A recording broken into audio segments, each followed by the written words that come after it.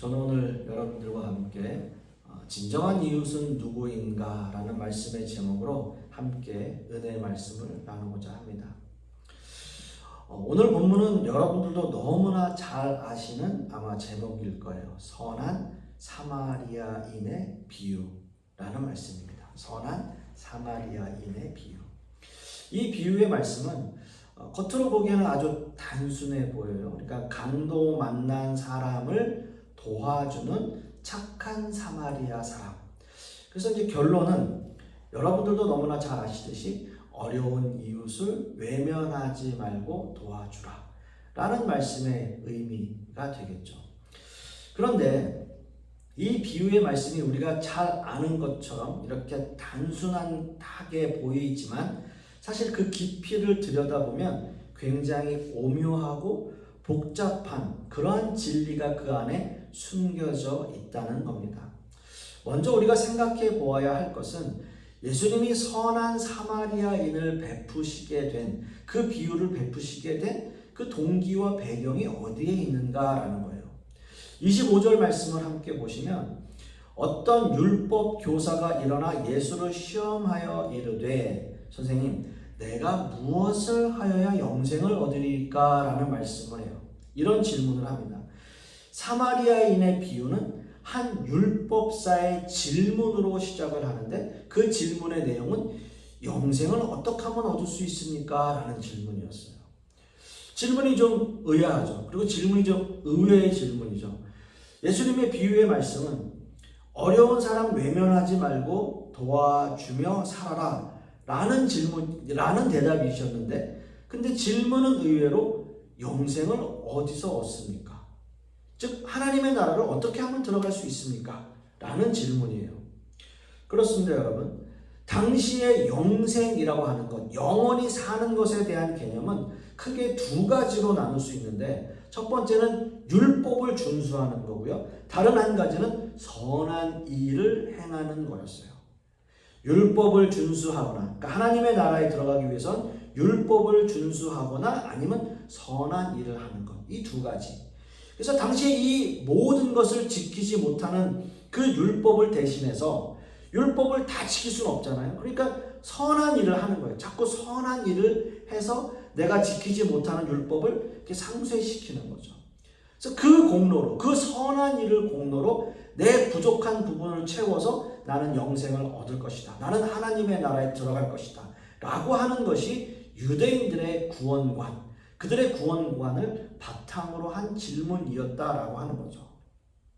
그리고 예수님은 이러한 율법사의 질문에 다시 한번 반문을 해요. 그래서 26절 말씀을 보시면 예수께서 이르시되 율법에 무엇이라 기록되었으며 네가 어떻게 읽느냐라고 반문을 해요. 영생이 무엇입니까? 영생을 어떻게 하면 얻습니까? 라고 질문하는 것에 예수님께서는 율법에 뭐라 기록되었느냐? 너는 어떻게 읽고 있느냐? 당연히 율법사는 그 모든 것을 알고 있었기 때문에 율법에 대해서 너무나 잘 아는 사람이기 때문에 27절 말씀을 보면 이렇게 말합니다.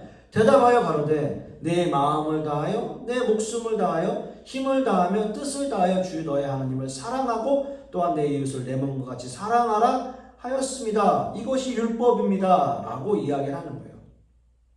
예수님의 질문에 굉장히 흡족한 대답을 했다. 너무나 정확한 대답을 했다라고 생각을 했겠죠. 율법사는 어떤 의미에서는 모범 답안을 제시하고 있었습니다. 자, 그런데 여러분, 예수님이 이 율법사가 어떤 의도를 가지고 질문을 하는지 모르셨을까요? 예수님께 영생이 무엇입니까? 영생을 어떻게 하면 얻습니까? 라고 하는 그 질문에 대해서 예수님이 그 사람에 대한 의도를 모르고 이런 답을 주셨겠느냐라는 거죠. 아니에요. 당연히 아셨죠.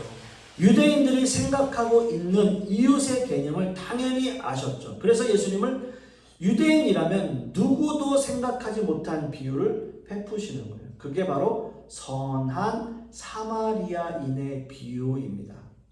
이 비유의 말씀은 이렇게 시작이 돼요. 어떤 사람이 예루살렘에서 여리고로 가다가 강도를 만납니다. 실제로 그 당시 이 길에서는 강도떼들이 굉장히 많았다고요. 그래서 어떤 사람이 강도를 만나 거의 죽게 되었어요. 그런데 그 길로 먼저 제사장이 지나가는데 강도 만난 사람을 보고 피해 지나갑니다. 혹 이렇게 생각할 수 있어요. 제사장이었기 때문에 혹시 사람이 이미 죽었다면 그 시체를 만져서 자신이 부정하게 되는 것을 미연에 방지하기 위해서 그를 피해 갔을 수도 있지 않느냐라는 생각을 할 수도 있습니다. 그런데 중요한 것은요, 예수님이 분명히 예루살렘에서 여리고로 내려갔다라고 했어요. 예루살렘에서 여리고로 갔다. 그러니까 이 제사장은 자기 제사의 임무를 마치고 집으로 가는 길이었다라고 보는 것이 타당하죠.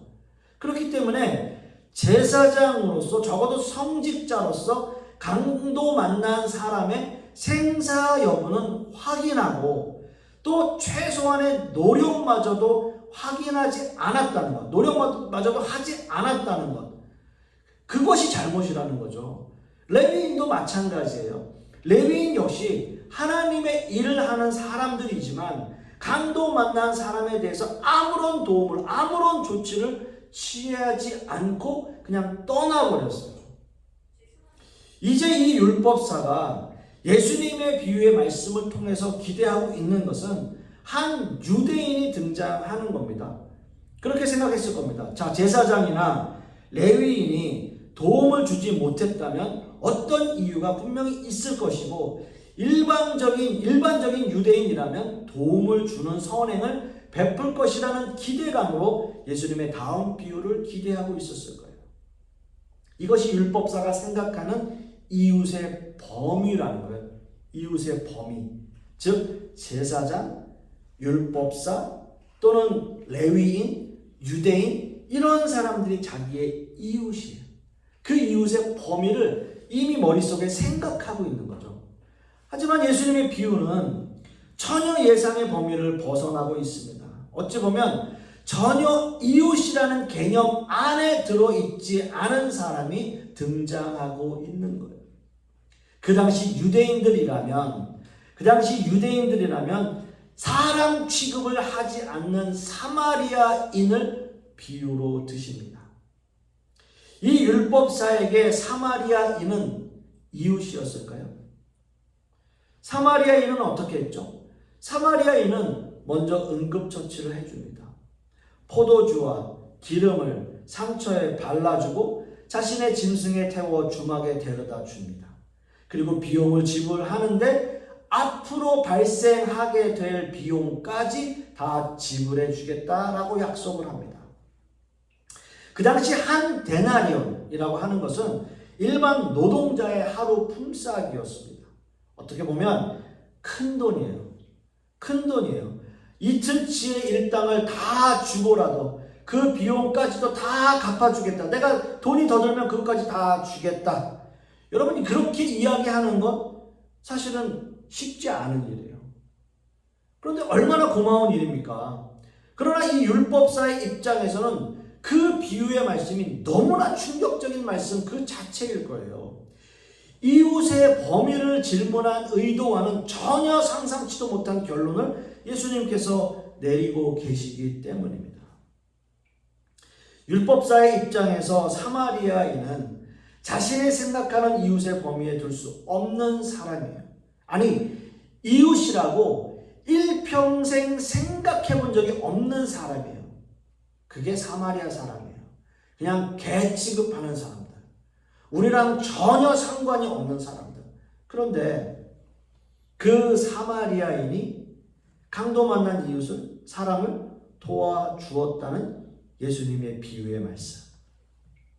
자, 여러분, 율법사의 질문이 뭐였습니까? 내 이웃이 누구입니까? 라는 질문이었어요.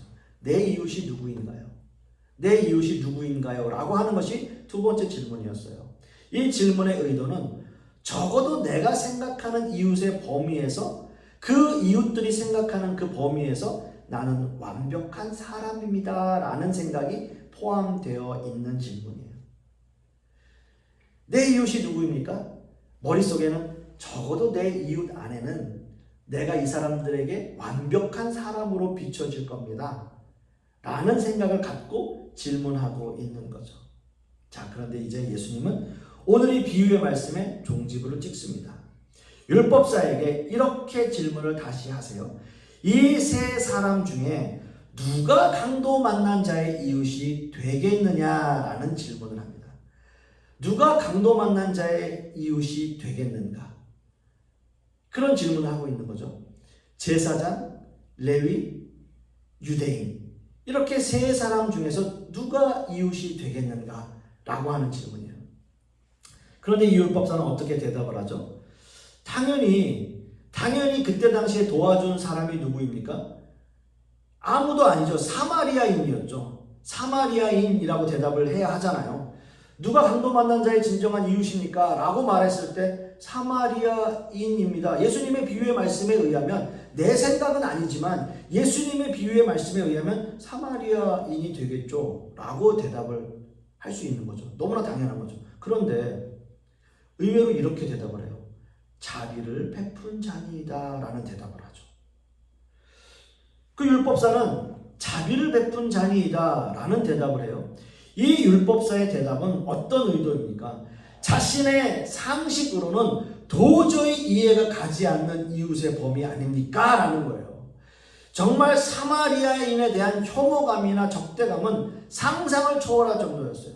그렇기 때문에 결코 사마리아인이라고 하는 그 말을 내 입으로 꺼낼 수조차 없었던 거예요. 이 율법사는 자비를 베푼 사람입니다 라고 대답을 회피하는 거예요. 자비를 베푼 자입니다.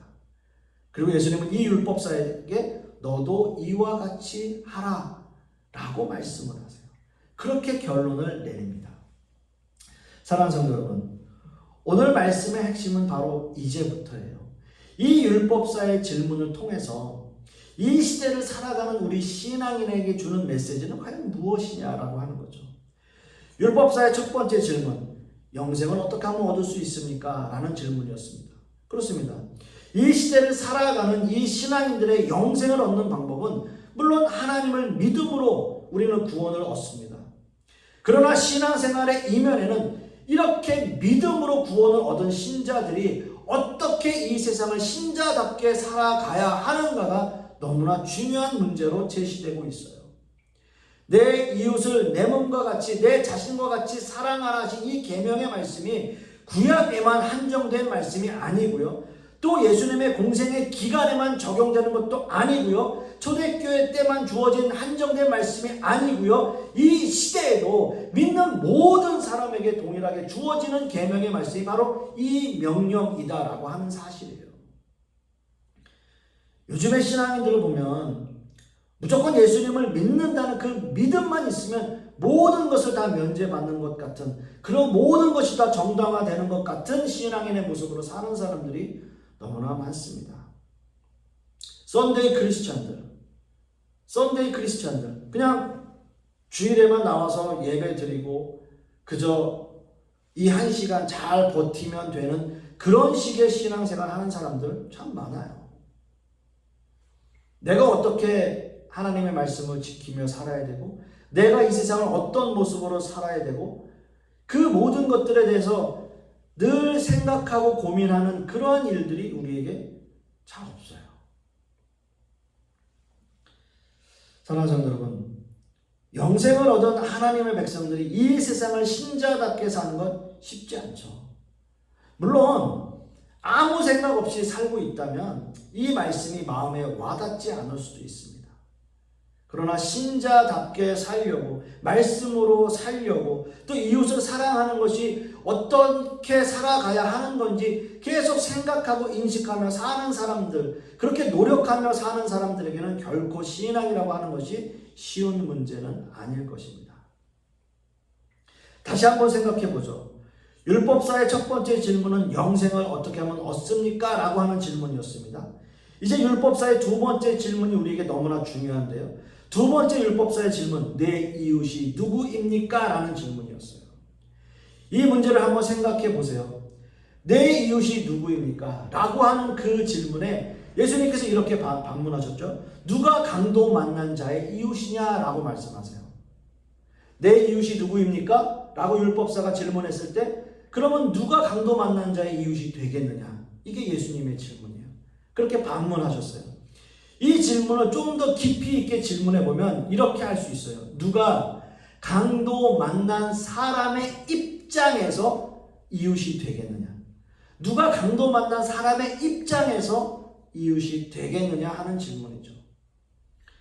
강도 만난 자의 입장이 되지 않으면 우리는 그 사람에 대해서 완전하게 이해하지 못합니다. 그냥 단순히 어려운 사람을 도와주는 차원과 그 사람의 입장이 되는 것과는 너무나 큰 차이예요. 우리는 일반적인 선행을 할 수 있습니다. 우리는 좋은 일 할 수 있어요. 착한 일 할 수 있어요. 그래서 우리는 선행을 하려고 노력을 해요. 어려움을 당하는 사람의 처지가 아니면 이 착한 일과 선행이 자칫 잘못하면 위선이 될 수 있다는 거죠. 우리는 참 많이 보잖아요. 연말이 되면 뭐 고아원, 노인정 이런 데 그냥 돈 좀 많이 있고 이런 사람들이 1년에 한 번씩 탁 기부하고 사진 딱 찍고, 근데 그거 정말 대단한 선행이다 라고 생각하는 사람이 있어요. 자기는 사진 찍고 그거 기사 내고 뭐 하고 올리지만 주변에 있는 사람들은 그렇게 생각하는 사람 별로 없어요. 그런데 몇 년째 뉴스에 나온 사람 있잖아요. 어느 행정복지센터 앞에 돈 상자에 넣어서 갖다 놓고 그냥 가고 자기가 누군지도 밝히지 않고 어려운 이웃에게 써주세요. 그렇게 하는 사람에게는 우리는 어떻게 생각해요? 이 사람 정말 대단한 사람이다. 자기 이름 밝히지도 않고 정말 착한 일을 많이 하는 사람이네.